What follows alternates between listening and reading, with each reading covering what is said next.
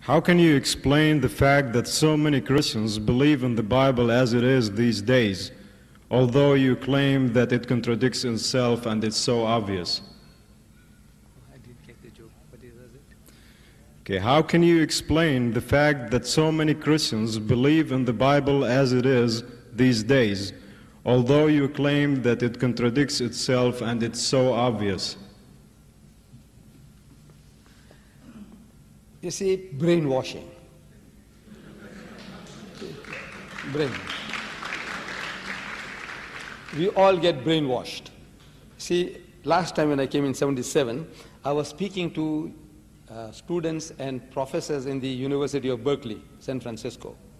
And I said, you are all brainwashed. So one professor stood up and corrected me. He says, no, programmed. I said, I beg your pardon, programmed. We are all getting programmed. You see, we are all programmed from childhood into certain beliefs, certain attitudes. And if nobody comes along with a better understanding knowledge to reprogram you, to deprogram you, you remain there. Because he's like a drowning man. He's found something. You know, you say, look, this book can't help you. It is the spirit within you that has helped you. You have been an alcoholic all your life. And you were looking for a way out. You wanted somebody to help you. You know, you go home and you see your wife is terrified. You find the children are terrified. They're all getting out of your way. You know what's going on. You know it's terrible, it's horrible. But what can you do? What can you do? You don't like it, but you are helpless. You are in the clutches of this devil, alcohol.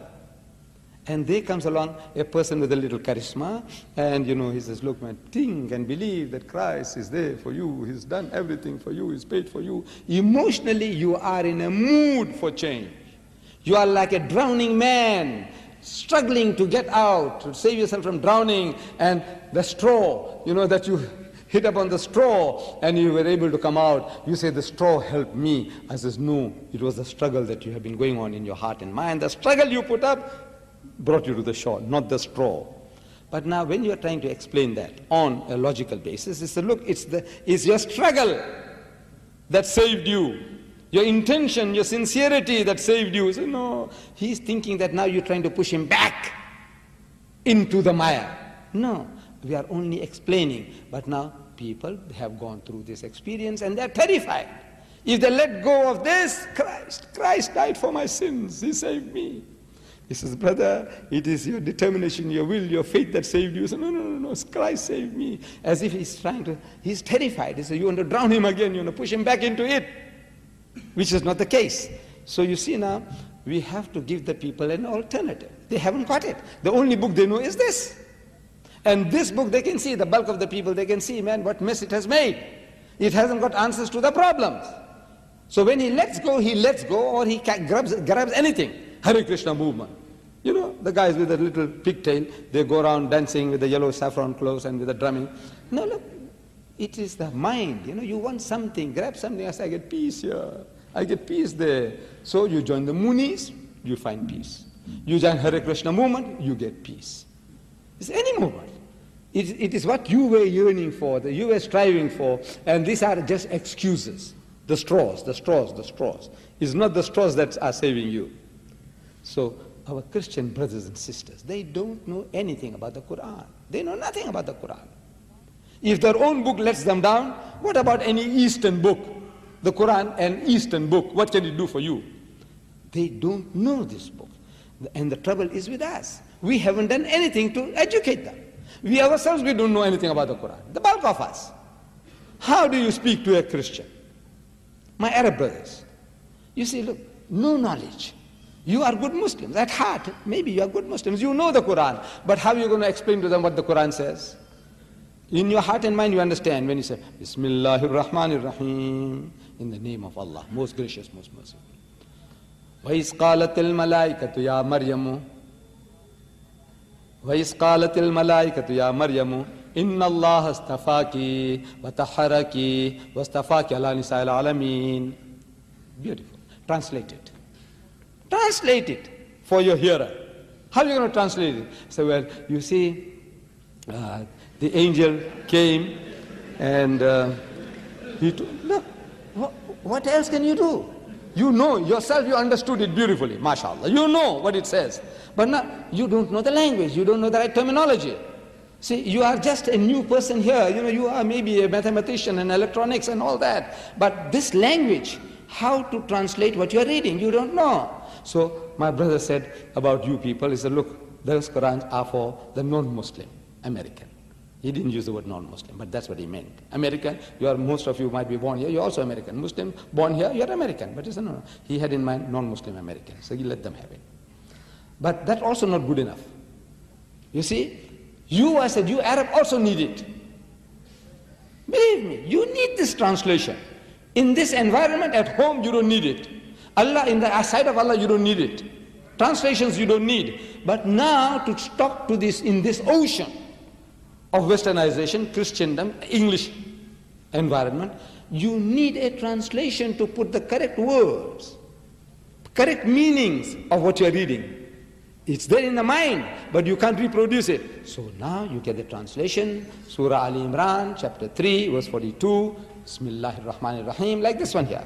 Bismillahir Rahmanir Rahim. So, وَإِذْ قَالَتِ الْمَلَائِكَةُ يَا مَرْيَمُ. So behold, the angel said, O Mary, إِنَّ اللَّهَ اسْتَفَاكِ وَطَهَّرَكِ وَاسْتَفَاكِ عَلَى نِسَاءِ الْعَالَمِينَ. That God Almighty has chosen thee and purified thee, chosen thee above the women of all nations. Ya Maryam uqnuti li rabbiki wasjudi warka'i ma'a raki'in. So, O Mary, worship thy Lord devoutly, prostrate thyself and bow down and pray with those who bow down. Now, if you can memorize that English, you know Arabic already. I have experimented on groups of Arab students in the Ad-Dahran University. You see, I said, now how many of you know? وَإِذْ قَالَتِ الْمَلَائِكَةُ يَا مَرْيَمُ إِنَّ اللَّهَ اسْتَفَاكِ وَطَهَّرَكِ. How many of you? And almost 80% put up their hands. I said, are you all Hafiz al-Quran? He says, no. He says, how do you know? Well, constant reading, your language, easy to retain.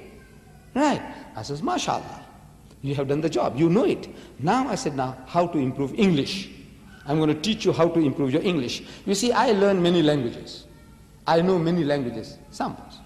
I can quote you Indonesian, Swahili, Spanish, what language you know? Nigerian, Zulu, Tswana, Afrikaans, Zulu, Arabic, Hebrew, what language you want to hear? Tell me quickly. Of this I have name, what language you want to hear? Huh? German. I didn't say German. Come on, any. The languages I said, Swahili, Indonesian or Malaysian, Spanish.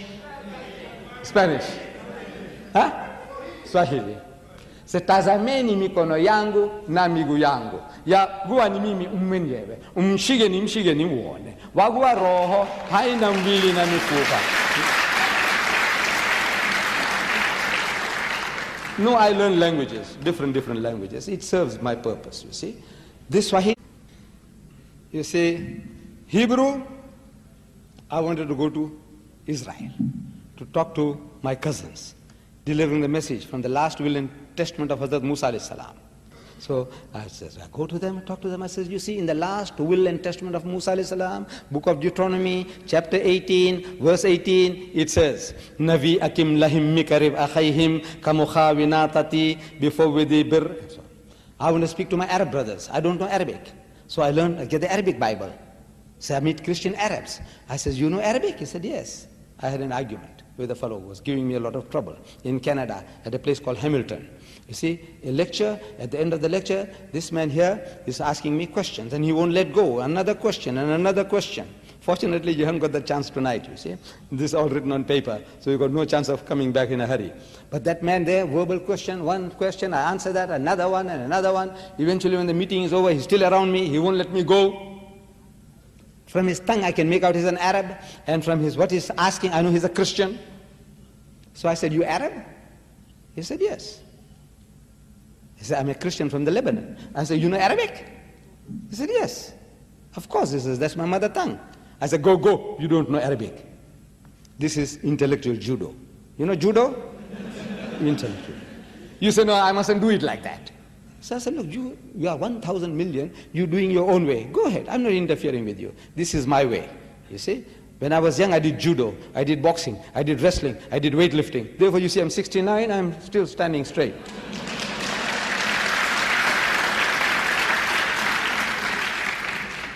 So I said, go, man, you don't know Arabic. He said, you mean to say you know my language better than me? I says, no. I'm ashamed to tell you that I'm a born Muslim, but I don't know Arabic. It's the language of the Quran, it's the language of Jannah, language of my Prophet, but I don't know Arabic. I'm ashamed of myself. Then he said, what do you mean I don't know Arabic? I said, you see, you read this book, the Bible, in your own mother tongue, in Arabic. I said, yes. And I said, you are understanding the exact opposite of what you're reading. Not what is there. If you are told in the Bible, thou shalt not commit adultery, you are understanding as if it is saying, thou shalt commit adultery. So, what do you mean? You take me for a zombie? I said, no. I said, look, I will prove it to you. I will prove it to you. So I said, you remember when Jesus went to that upper room where they had the Last Supper after his alleged crucifixion? I said, he goes in and he wishes his disciples, Shalom Alaikum, peace be unto you, in Hebrew, same as Salam Alaikum. When he said, peace be unto you, I said, his disciples were terrified. So why were they terrified? When you meet your long-lost master, your uncle, your grandfather, you're happy. The Arab, as he embraces one another, kisses one another, I used to feel very funny before, but I'm used to it now. Some people in the village, they kiss on my forehead. You know how it feels so funny, you know. But now I'm getting used to it. However, the Arab and the Jew embraces one another.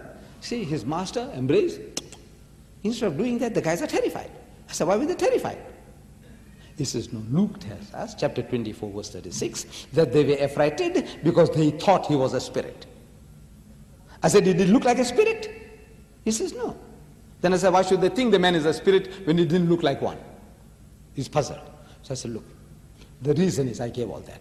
Then I said, you know, Jesus wants to assure them that they're not what they're thinking. They're thinking he has come back from the dead. He's resurrected. So he says, Unzuru ila yadayya wa rijlayya.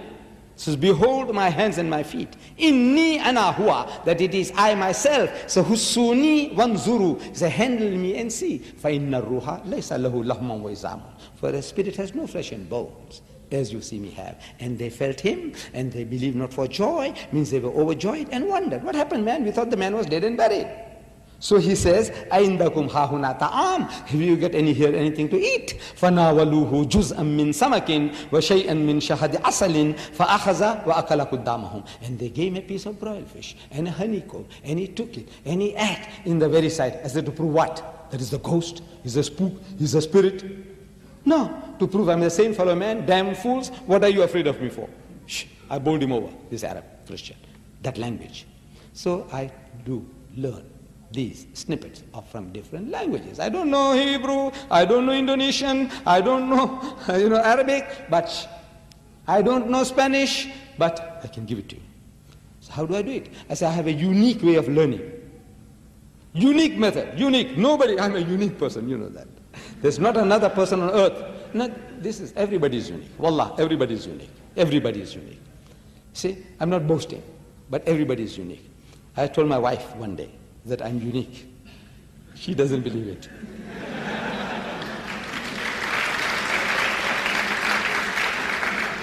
But I proved it to her. She didn't believe it. She's thinking I'm boasting. Nobody like me. I said, no. I said, I'm unique. There is really nobody like me. She says, no. So I said, in the family, Mr. So-and-so, I don't want to take the name. So she sees, mentally she sees the fellow. I said, is there another guy like him? So she says, no. I said, our son, my eldest son, Ibrahim. I said, is there another guy like him? So she scans. She says, no. I said, your brother, Ibrahim, her brother. I said, is there another guy like him? So she scans. She says, no. I said, you see, I tell you, everybody is unique. But I have a unique method. It is unique. I said, you see, I use the Bible to learn these languages. Any language I want to learn, I go and get a Bible in that language because they got it in 2,000 different languages. And I know the Bible in English extensively by heart. People think I'm Hafizul Bible, which is not the case. Hafizul Quran is not the case. But it seems at times, Hafizul Quran, Hafizul Bible. I'm not. But I know this book extensively. I haven't come across a single Christian in my life who knows his Bible better than I know. Alhamdulillah.